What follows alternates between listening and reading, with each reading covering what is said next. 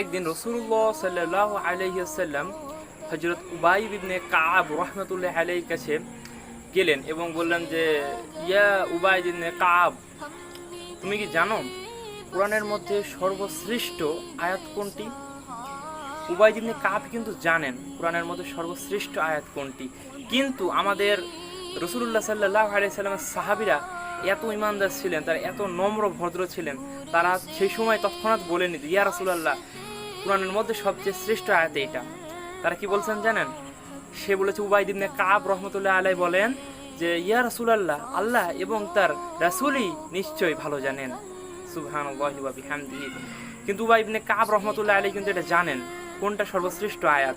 রাসূলুল্লাহ সাল্লাল্লাহু আলাইহি ওয়াসাল্লাম আবার জিজ্ঞেস করলেন, ইয়া উবাই ইবনে কাব, তুমি কি জানো কোরআনের মধ্যে সর্বশ্রেষ্ঠ আয়াত কোনটি? এবার উবাই ইবনে কাব রাহমাতুল্লাহি আলাইহি উত্তর দিলেন, ইয়া রাসূলুল্লাহ, কোরআনের মধ্যে সবচেয়ে শ্রেষ্ঠ আয়াত আল্লাহু লা ইলাহা ইল্লা হুয়াল হাইয়ুল কাইয়্যুম। সুতরাং সূরা বাকারার আয়াতুল কুরসি যে আয়াতটা ফুল আয়াত। তো উবাই ইবনে কাবের বুকে মানে বাহবা দিলেন, থাবা দিয়ে বাহবা দিলেন রাসূলুল্লাহ সাল্লাল্লাহু আলাইহি ওয়াসাল্লাম। সুবহানাল্লাহি ওয়া বিহামদিহি। সো এখান থেকে জানা যায় যে কোরআনের মধ্যে সর্বশ্রেষ্ঠ আয়াত হলো আয়াতুল কুরসি। এবং অন্য একটি হাদিসের মধ্যে বর্ণনা করা হয়েছে যে, যে ব্যক্তি রাত্রে ঘুমানোর আগে আয়াতুল কুরসি পাঠ করে ঘুমায়, সারা রাত সে সকল কিছু থেকে মুক্ত, সকল বিপদ আপদ থেকে সে মুক্ত সারা রাত। এমনকি সে তো মুক্তই, তার পরিবার সহ মুক্ত। সে যে পড়েছে তার পরিবার সহ মুক্ত, এবং তার আশেপাশের কয়েকটা প্রতিবেশীও তার আয়াতুল কুরসি পড়ার জন্য সকল বিপদ আপদ থেকে মুক্ত। সুবহানাল্লাহি ওয়া বিহামদিহি। মানে একটা আয়াতুল কুরসির কতটা গ্রেট দেখতে পাচ্ছেন আপনি, যে আশেপাশের সকল যারা প্রতিবেশী আছে তারাও সকল থেকে ফিতনা থেকে সকল বিপদ আপদ থেকে মুক্ত। এবং আরেকটা সবচেয়ে গুরুত্বপূর্ণ হলো রাসূলুল্লাহ সাল্লাল্লাহু আলাইহি ওয়াসাল্লাম বলেছেন, যে ব্যক্তি নামাজের পরে, ফরজ নামাজের পরে একবার আয়াতুল কুরসি পাঠ করবে, তার জান্নাত এবং জীবনের মধ্যে মানে একটাই পার্থক্য, সেটা হলো মরণ।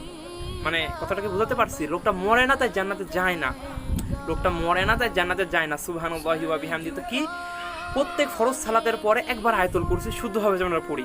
রাসূলুল্লাহ সাল্লাল্লাহু আলাইহি ওয়াসাল্লাম বলেছেন যে, সে মরে না তাই জান্নাতে যায় না, সে মরলেই জান্নাতে ইনশাআল্লাহ তাআলা। সুবহানাল্লাহি ওয়া বিহামদিহি। সো আল্লাহ তাআলা আমাদের আয়াতুল কুরসি প্রত্যেক দিন একবার হলো আমরা পাঠ করব, এবং ফরজ সালাতের পর তো আমরা পাঠ করবই। এবং যদি পাঠ নাও করতে পারি, সর্বনিম্ন আমরা মোবাইল থেকে সার্চ দিয়ে আয়াতুল কুরসিটা শুনে নেব, একবার হলো শুনবো ইনশাআল্লাহ।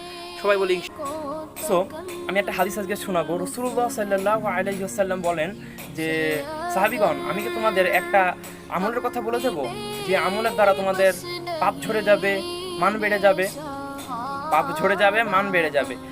তো সাহাবীগণ বলছেন যে, হ্যাঁ ইয়া রাসূলুল্লাহ, যে পাপ ঝরে যাবে, মান বেড়ে যাবে, ভালোই তো, বলেন শুনি। তো রাসূলুল্লাহ সাল্লাল্লাহু আলাইহি ওয়াসাল্লাম বলেছেন, তোমরা হেঁটে হেঁটে মসজিদে যাও, পদব্রজে মসজিদে যাও হেঁটে হেঁটে, 1 নাম্বার।